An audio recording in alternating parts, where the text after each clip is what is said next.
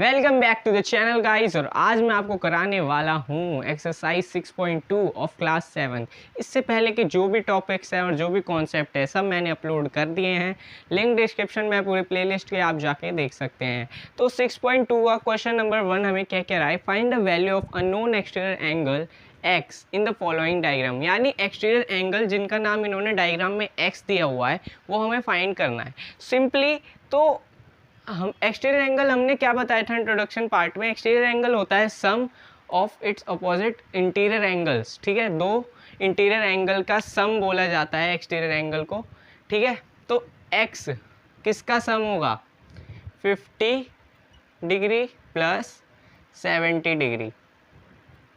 ये मिटा दूँ, ये क्यों लिख दिया मैंने।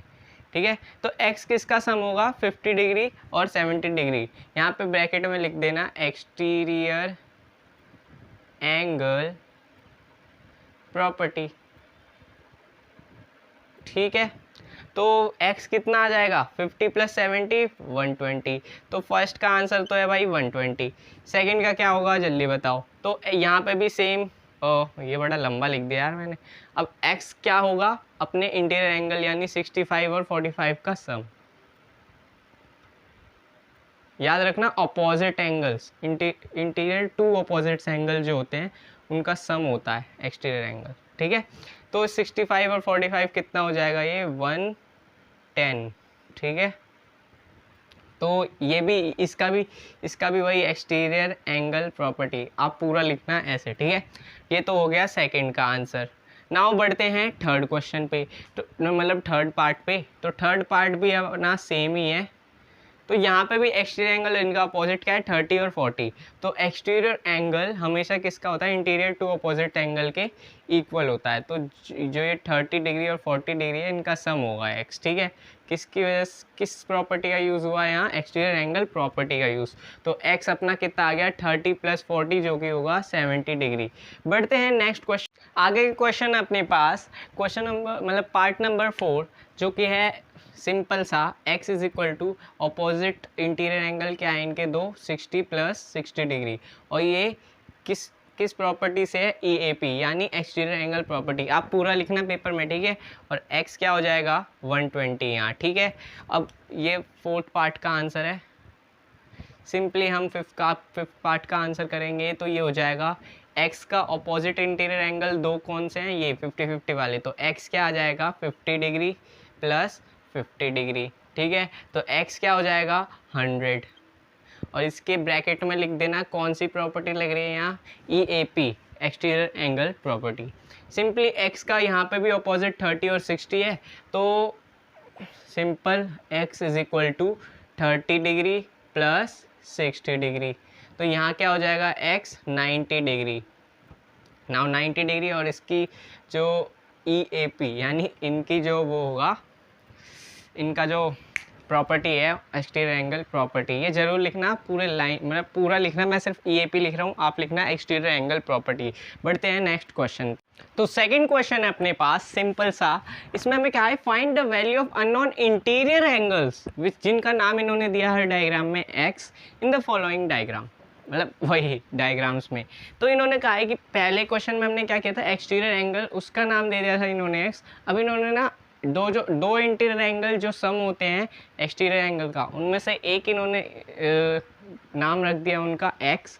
तो हमें वो फाइंड करना है। ठीक है, तो बहुत ही सिंपल क्वेश्चन है। देखो फर्स्ट पार्ट में सॉल्व करूँगा, आपको समझ आएगा। हमें एक्सटीरियर एंगल प्रॉपर्टी के हिसाब से 115 जो 150 डिग्री होगा वो x प्लस 50 डिग्री के बराबर होगा। कैसे सम होगा इन दोनों का, कैसे, EAP एक्सटीरियर एंगल प्रॉपर्टी के हिसाब से। नाउ ये 50 क्या है, प्लस का है, इधर आगे क्या हो जाएगा माइनस का, 115 डिग्री प्लस माइनस, यहाँ प्लस का था, इधर लेफ्ट हैंड साइड आके क्या हो जाएगा माइनस का 50 और x। तो हमारा x कितना आ जाएगा, 150 में से 50 माइनस हुआ तो 15 में से 50 माइनस हुआ तो 65 डिग्री। नाउ बढ़ते हैं सेकंड पार्ट पे। सेकंड पार्ट भी बहुत ही ईजी है। तो 100 डिग्री किसके बराबर होगा, x प्लस 70 डिग्री के। कौन से, मतलब कौन से प्रॉपर्टी से, एक्सटीरियर एंगल प्रॉपर्टी से।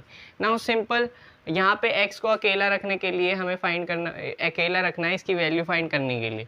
तो ये प्लस का 70 इधर आ क्या हो जाएगा माइनस का 70, तो x की वैल्यू कितनी आ जाएगी 30 degree.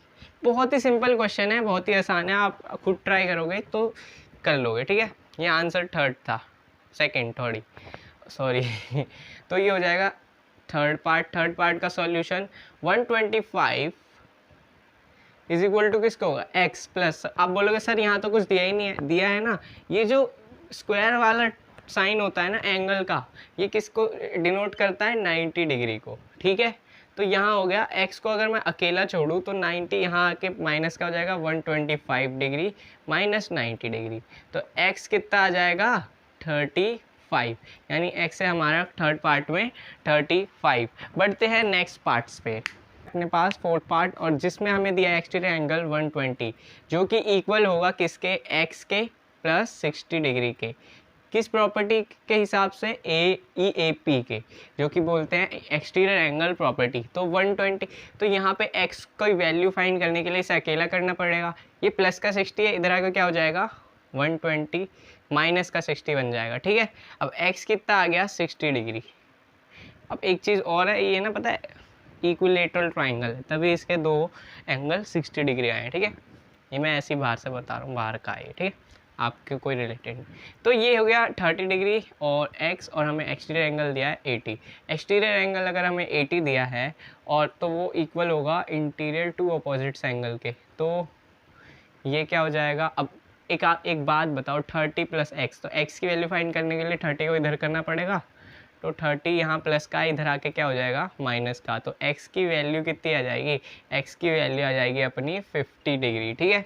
Same as it is question number 6 यानी पार्ट नंबर 6 में होगा जी। एक्सटीरियर एंगल हमें 75 डिग्री दे रखा है, उन्होंने दे रखा है 35 एक इंटीरियर एंगल और एक दिया है x, ये दोनों अपोजिट हैं इसलिए इन दोनों का सम होगा, मतलब एक्सटीरियर एंगल का सम होगा ये दोनों, किस प्रॉपर्टी के हिसाब से EAP एक्सटीरियर एंगल प्रॉपर्टी। आप पेपर में ना पूरा लिखना प्लीज़, ये नहीं कि मैंने EAP लिख दिया, तो मेरा बोर्ड छोटा है आपका पेपर बहुत बड़ा होगा, 32 पेज मिलते हैं पता नहीं कितने 16 पेज, तो आप लिख सकते हो। तो x की वैल्यू फाइंड करने के लिए क्या करना पड़ेगा, 35 को इधर फेंको, 75 डिग्री माइनस 35 डिग्री, तो x हमारा कितना आ जाएगा 40 डिग्री।